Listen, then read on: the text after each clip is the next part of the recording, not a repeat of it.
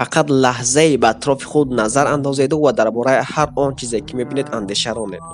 василае ки тавассути он ин наворо тамошо мекунед ва соате ки рӯ барои шумост ба шумо вақтро нишон медиҳад ва ҳаво таъминкунандае ки шуморо сард роҳат нигоҳ медорад, тирезае ки шумо аз он ба берун нигоҳ мекунед, қалам, коғаз ва ҳар он чизе ки дар рӯи мизи шумо қарор дорад. каме вақт ҷудо кунед ва дар бораи инҳо андеша ронед. ва шумо бешубҳа хоҳед гуфт ки ҳар як ин таҷҳизот барои анҷом додани корҳои махсус сохта шудааст. ва ҳеҷ нафаре аз шумо нахоҳад гуфт ки онҳо худ ба худ дар ҳамон ҷои худ пайдо шудаанд. масалан, кӣ хоҳад гуфт ки калиди хонаатон тасодуфан тавре пайдо шудааст ки мувофиқи қолаби қулфи даратон аст, ё ки он тасодуфан дар ҷайби шумо қарор гирифтааст. ва ҳеҷ кас нахоҳад гуфт ки ҳавотамикунак барои роҳат нигоҳ доштани шумо тасодуфан пайдо шудааст. ва ҳатто ин навореро ки мушоҳида мекунед худ ба худ ба вуҷуд наомадааст. агар шумо фақат дар бораи ҳавотамикунак фикр кунед, он аз се бахш иборат аст: фишордиҳанда, конденсатор ва бухоркунак. он маводи кимиёиро истифода намуда газро ба моеъ табдил медиҳад, боз асари нав барқарор мешавад. як система бисёр соддаест ки механизми сарсозиро фароҳам меорад. ҳар як чизи он, андоза, шакл ва амалкарди он нишондиҳандаи амдан таҳр гирифтани он аст. як сабаби дигараш ин аст ки чаро ҳавотаминкунакро дар ҳавли нав дар утоқи шумо насб мекунанд. ин аз рӯи мантиқ нахоҳад буд агар касе ба ту бигӯяд ки ин ҳавотаминкунак тасодуфан ба вуҷуд омадааст. ҳоло акнун дар бораи инсонҳо, дарахтон, замин, офтоб, моҳ, сайёраҳо ва ҳар он чизе ки дар табиат мебинед, ҷондору беҷон чӣ фикр доред?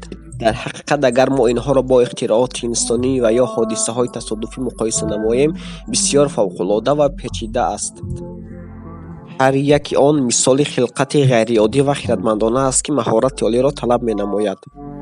ва инҳо аз ихтирооти инсонӣ бисёр дур ва ғайриимкон аст ки тасодуфан ба вуҷуд биёяд. аммо эволюсионистҳо ба он назаранд ки ҳама чиз дар натиҷаи миллионҳо ҳодисаҳои пайдарпай тасодуфан шакл гирифтааст. онҳо иддао доранд ки тасодуф боис шудааст ки мағзи сари инсонҳо, қобилияти шинохтӣ, қазоват, хотира ва дигар хусусиятҳои бешумори инсонӣ дар таи 100 000 сол ба вуҷуд биёяд. ба ақидаи онҳо вақт ягона чизест ки тасодуф ба он ниёз дорад то ин ҳама рухдодҳои беназирро рақам бизанад. онҳо фикр мекунанд ки агар вақт кофӣ бошад, тасодуф метавонад аз атоми беҷон ва хушрафта як инсони оқил ва ҳушдорро ба вуҷуд биёрад. акнун як лаҳза биистед, агар вақт вуҷуд намедошт чӣ мешуд? ман тасодуфро дар назар дорам ки барои рух доданаш ба вақт ниёз дорад. ва агар вақт вуҷуд намедошт, тасодуф рух намедод. ин як назарияи аз тарафи ҳама қабулшудааст ки маншаи ҳастӣ ин инфиҷори бузург яъне бинг банг аст ки дар натиҷаи он фазо, вақт ва модда ба вуҷуд омад. ин маънои онро дорад ки пеш аз бинг банг вақт вуҷуд надошт. бинобар ҳамин тасодуф рух намедод то битавонад ҳама чизро ба вуҷуд биёрад. ё ки беҳтараш бигӯем ки ягон тасодуф нест.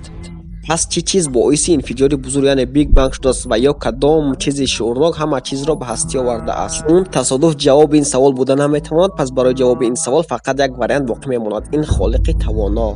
акнун савол дар ин ҷост: мо ин холиқро яъне ба вуҷуд орандаро чӣ гуна тавсиф намоем? мо чун мусалмонем дар асоси Қуръон мегӯем ки офаридгор яккай ва ягона аст ва ӯ вобастаи ягон чиз нест. ӯ ҳама чизро халқ кардааст ба монанди вақт, фазо ва модда. ӯ ғайри махлуқ аст ки барои ҳаст шуданаш ба чизе ниёз надорад ва ӯ сабаби тамоми сабабҳо дар ҳастӣ аст. зебогӣ ва мураккабии ҳастӣ ниёз ба як зоте дорад ки хиратманд, ҷовидон ва аз ҳама чиз бениёз бошад. акнун интихоб аз худатон аст: тасодуф ё офаридгор. барои видеоҳои бештар бо мо ҳамроҳ бошед.